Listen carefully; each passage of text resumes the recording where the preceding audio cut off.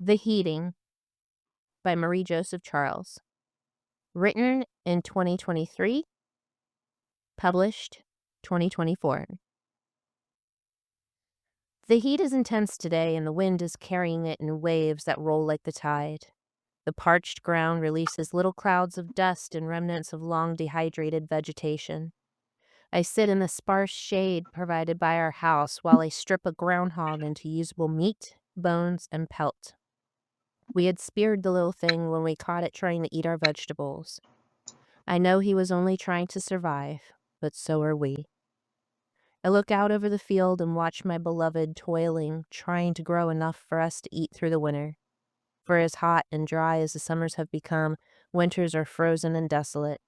If the heat of the sun in August doesn't kill you, being caught outside in January certainly will. Life wasn't always hard. Our ancestors enjoyed temperate climates and abundance of food. My Nona said that once there was so much food, people traded it all over the world. Now, you may trade with your neighbors, but only if they have enough to spare and you have something of value. My Nona's Nona told her they knew the earth was heating and food was getting harder to grow, but they didn't want to believe it, so they chose not to. They continued to strip the ground of nutrients and pollute the sky. Drinkable water was used to keep grass green instead of people watered.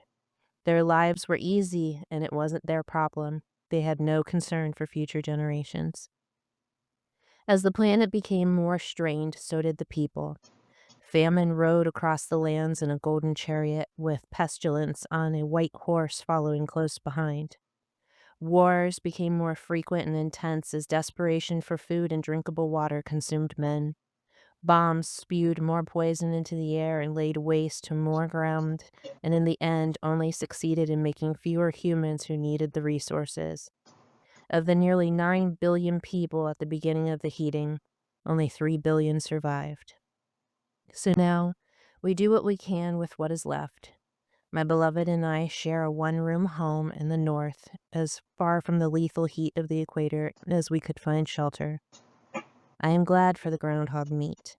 There are so few animals that survived the heating. Meat is a rare treat, as most of our protein comes from the locusts and cicadas that thrive in the summer sun.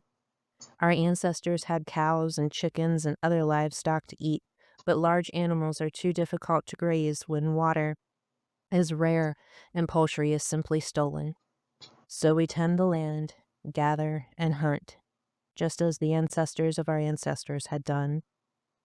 I lay the pelt of the groundhog on the ground next to me and look back over the field. I see 2 men confronting my beloved, and one is holding a rifle aimed at his chest. Ammunition is rare as the military hoards it all, but there is a chance there may be a bullet in it.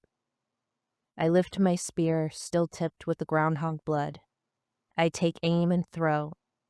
I had never been a good distance marksman, but my aim is true. The tip comes down in an arc, enters the junction of the gunman's neck and shoulder, and lodges itself before exiting the rib cage. He tries to scream, likely more in surprise than pain, but he cannot produce sound. He collapses, writhes a little, and stops moving. His companion looks at me in shock.